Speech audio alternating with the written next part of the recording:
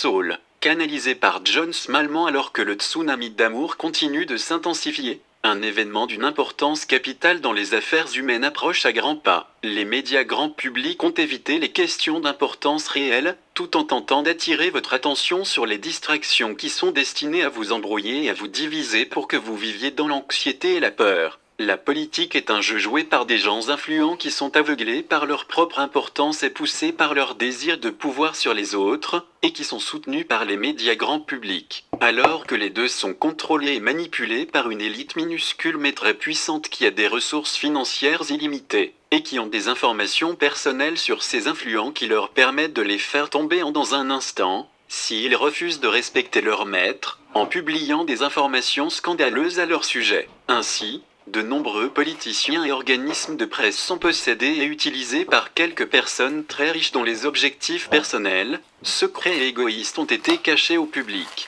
Beaucoup de gens sont maintenant conscients, ou sont en train de le devenir, de l'immense corruption qui sévit depuis longtemps dans les grandes organisations du monde entier. Des organisations que l'on croyait jusqu'à récemment honnêtes et dignes de confiance, opérant en politique, en affaires, en éducation, en santé, en bienfaisance, en religion et dans les médias, et un mouvement populaire mondial en quête de changements énormes dans sa gestion et son fonctionnement prend de plus en plus rapidement, à mesure que des scandales secrets et cachés, qui jusqu'ici se révélaient à la face du public, se font jour. Si l'humanité veut éviter l'autodestruction, cette élite puissante et avide de pouvoir devra être totalement séparée de ses ressources financières et des organisations par lesquelles elle exerce ce pouvoir et ce contrôle. Ensuite, il faut mettre un terme aux activités incroyablement dommageables dans lesquelles le complexe militaro-industriel est engagé depuis des décennies, puis prendre des mesures rapides et positives pour commencer à réparer les dommages causés à l'écosystème planétaire.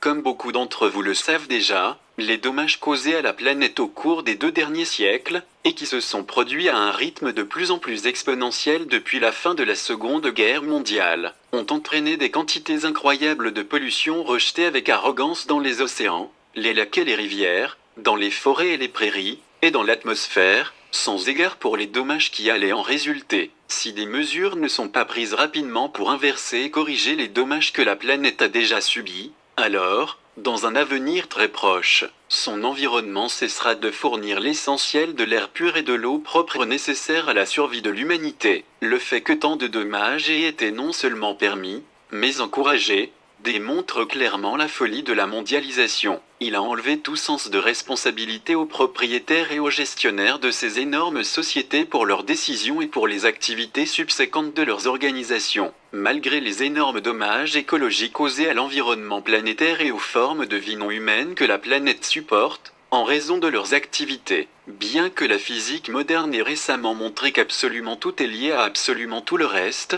les responsabilités qu'une compréhension de ce phénomène fait peser sur l'humanité n'ont pas été prises suffisamment au sérieux jusqu'à présent. Bien avant que la science moderne ne révèle ce vaste ordre de l'univers tout entier, les gens s'en rendaient compte à une plus petite échelle comme étant l'interconnexion écologique entre les plantes, les insectes et les animaux, y compris les humains. Et bien que les écologistes aient mis en garde contre les dégâts, ceux qui ont le pouvoir et l'autorité de restreindre et de limiter les activités nuisibles ont choisi de les ignorer, tout en encourageant la mondialisation, dont les partisans, les promoteurs et les bailleurs ne sont intéressés que par une récompense financière à court terme. Aujourd'hui, enfin, la prise de conscience de l'impérieuse nécessité de changer les attitudes et les comportements de l'humanité s'intensifie et conduit à des changements majeurs dans les processus industriels, de sorte que les activités les plus nuisibles sont soit fortement limitées et restreintes, soit complètement arrêtées. Vous disposez déjà des technologies nécessaires pour remplacer les procédés industriels les plus dommageables que vous jugez essentiels, mais ils n'ont pas été mis en œuvre parce qu'ils ne correspondent pas aux objectifs financiers des grandes multinationales mondialisées. Cela va changer. Les nouvelles technologies, nouvelles en ce sens que l'information les concernant n'a pas encore été rendue publique, peuvent être et seront mises en œuvre très rapidement une fois que ceux qui ont empêché leur introduction auront été retirés du pouvoir. Il y a vraiment un bel avenir pour l'humanité une fois que les changements essentiels d'attitude, de perception et de comportement se produiront en vous tout. Cela permettra et encouragera le plus positivement l'établissement et le maintien de l'intention d'établir une intendance attentive et responsable de la planète Terre, une intendance qui assurera le bien-être de la planète, tout en garantissant des conditions de vie satisfaisantes et stimulantes pour toute l'humanité sans aucune exception. À l'heure actuelle, alors que vous observez tant de conflits et de souffrances insensées et totalement inutiles à l'échelle de la planète, il vous est presque impossible d'imaginer un changement d'une ampleur suffisante pour résoudre ces questions et problèmes en apparence accablants. Des questions et des problèmes qui ont été débattus dans d'innombrables forums pendant des décennies sans qu'il n'y ait de signes significatifs de progrès. Comme tous les messages canalisés vous l'ont dit, comme beaucoup d'individus conscients et dignes de confiance actuellement incarnés, l'AMOUR est la réponse. La seule réponse à tout problème ou désaccord qui survient entre les enfants divins de Dieu. Et chacun d'entre vous, sans distinction de nationalité, d'appartenance ethnique, de couleur de peau, de religion ou de conviction politique, ou aucun d'entre vous, est un enfant divin de Dieu. Sans même l'un de vous, Dieu est incomplet, et Dieu ne peut être incomplet. Alors que le tsunami d'amour continue de s'intensifier, et oui, il s'intensifie très certainement en puissance, vous êtes de plus en plus nombreux à vous frotter les yeux et à vous ouvrir à la conscience que tout ce qui compte vraiment est l'AMOUR. Tout est pris en charge divinement, il n'y aura ni vainqueur ni vaincu, parce que tout réussira et se réjouira du succès de tous, comme les trains tout compris de l'amour enveloppe tout. Quand vous vous engagez dans l'amour, la paix s'ensuit parce qu'ils sont inséparables, comme chacun de vous est inséparablement un avec les autres, et avec Dieu. Alors, passez du temps seul avec vous-même dans votre saint sanctuaire intérieur tous les jours. Oui,